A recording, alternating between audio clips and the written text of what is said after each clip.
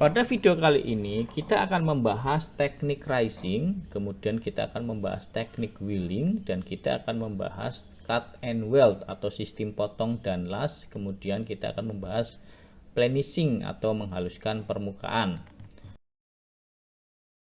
Pertama dulu ya, rising. Apa itu rising? Yaitu teknik mengangkat atau menarik logam. Rising adalah salah satu metode manual untuk membentuk lembaran logam itu menjadi bentuk lengkung ganda. Misalnya seperti bentuk mangkok, tonjolan pada kap mesin, atau lekukan pada bodi mobil. Teknik ini dilakukan dengan menarik atau mendorong logam dengan menggunakan pukulan ringan di atas tumpukan alas yang keras dan memiliki bentuk tertentu. Tumpukan ini bisa berupa tumpukan baja yang dibentuk sesuai kebutuhan atau balok kayu yang dilubangi atau dibentuk melengkung. Peralatan utama yang digunakan adalah kayu berbentuk buah pir, biasanya terbuat dari kayu boxwood atau yang keras. Proses ini dimulai dari pusat lembaran logam, disebut disk atau blanko. Kemudian dipukul sedikit bertahap, sedikit di luar titik tumpuan, logam akan menyusut ke bagian sekelilingnya. Penyusutan ini membuat logam turun dan melingkari bentuk tumpukan, sehingga secara perlahan terbentuklah lekukan ganda yang diinginkan.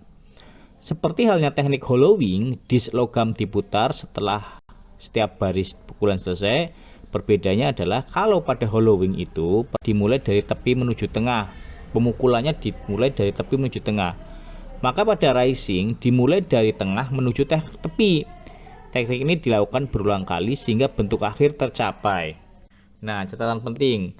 Selama proses rising, tepi logam dikeling biasanya akan membentuk lipatan-lipatan kecil secara terus-menerus. Jika lipatan ini terlalu tajam dan tidak segera diperbaiki, maka saat proses pembentukan berlanjut, lipatan tersebut bisa menyebabkan logam retak atau patah. Nah, kemudian ada teknik telinga atau puckering untuk mempercepat rising. Jadi untuk mempercepat proses rising itu ada puckering. Dalam beberapa kasus, untuk mempercepat proses rising, lipatan-lipatan besar sengaja dibuat di tepi luar logam. Caranya, lipatan dibentuk di tepi blanko dengan membengkokkan logam menyerupai bentuk telinga. Setelah lipatan terbentuk, disk diletakkan kembali di tumpuan baja. Setiap sisi lipatan dipukul ringan untuk mengeraskan logam di sekitar lipatan dan menahannya di tempat. Proses ini dilakukan di 3-4 titik sekeliling tepi blanko. Dengan berkurangnya keliling logam akibat lipatan ini, proses rising menjadi lebih cepat. Selanjutnya, dari dasar lipatan, logam yang berlebih dipukul perlahan ke arah tepi disk.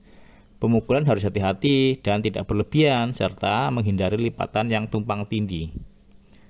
Hasil setiap lipatan membentuk logam semakin dalam dan mendekati bentuk akhir. Nah, sekarang perbandingan hollowing dan rising. Hollowing itu cocok untuk membuat lekukan yang dangkal dan diameter besar, misalnya cekungan pintu mobil. Rising lebih cocok untuk bentuk yang dalam atau diameter kecil, misalnya tonjolan di kap mesin mobil balap misalnya. Keduanya sering digunakan bersama dalam pembuatan panel dengan bentuk lengkung ganda. Hollowing bisa memulai pembentukan bentuk, lalu rising digunakan untuk memperdalam atau menyempurnakannya. Contohnya ya, mungkin kasus 1 membuat tonjolan pada kap mesin mobil balap untuk memberi ruang tambahan komponen mesin turbo misalnya. Kasus 2 membentuk cover lampu depan klasik yang cembung. Kasus 3-nya membuat mangkok logam untuk komponen custom menggunakan piringan aluminium. Nah, tadi udah rising, sekarang wheeling atau pembentukan dengan mesin roda. Wheeling adalah teknik membentuk lembaran logam menjadi bentuk melengkung menggunakan mesin wheeling. Mesin ini memiliki 2 roda baja. Roda atas datar dan berputar bebas, dan roda bawah melengkung sesuai dengan lengkungan yang diinginkan. Cara kerja wheeling. Lembaran logam diletakkan di antara roda atas dan roda bawah, kemudian operator mengatur tekanan roda sesuai kebutuhan. Terlalu tinggi, logam bisa terlalu meregang. Kalau terlalu rendah, bentuk lengkung tidak terbentuk. Panel digerakkan maju mundur di antara roda, dan roda bawah akan menekan sehingga logam meregang pada area yang ditekan. Untuk membuat lengkung ganda, misalnya pada atap mobil, panel diputar 90 derajat lalu di-wheeling lagi. Proses diulang sampai bentuk yang diinginkan tercapai. Apa itu? Apa itu kelebihan wheeling? Wheeling itu akan membuat bentuk lengkung yang halus dan presisi. Kemudian cocok untuk panel custom yang tidak diproduksi massal. Kemudian bisa digunakan untuk memperbaiki panel yang sudah dibentuk tapi mengalami penyok. Jenis rodanya, jenis roda wheeling. Mesin wheeling itu biasanya memiliki jenis 3 roda standar. Roda datar, jalur 25 mm untuk area luas, roda sedang, jalur 10 mm untuk bentuk melengkung sedang, dan roda melengkung penuh, jalur 5 mm untuk lekukan tajam. Gunakan roda yang paling datar yang sesuai pekerjaan. Tujuannya agar proses lebih cepat dan mencegah terbentuknya jejak roda pada panel.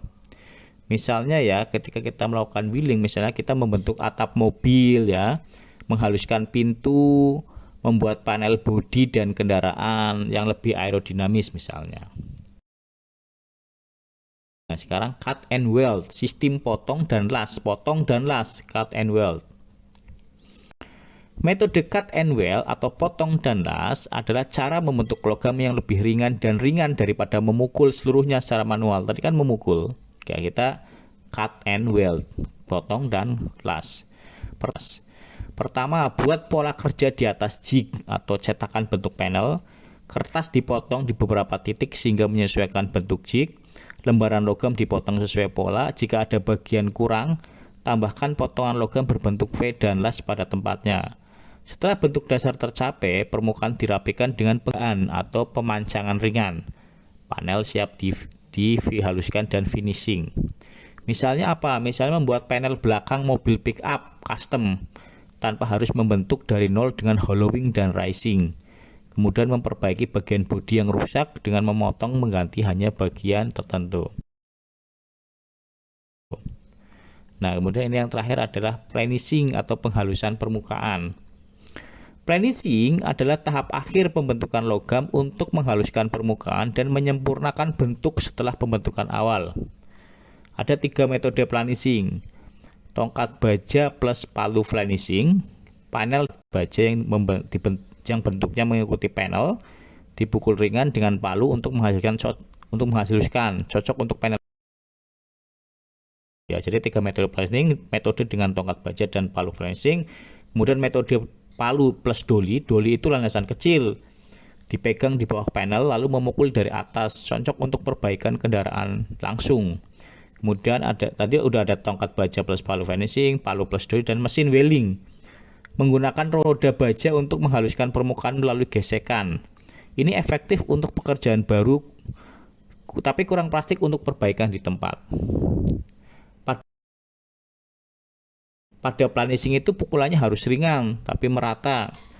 Permukaan palu dan dolly harus bersih untuk menghindari bekasnya, jadi nggak boleh ada kotoran karena akan menghasilkan bekas.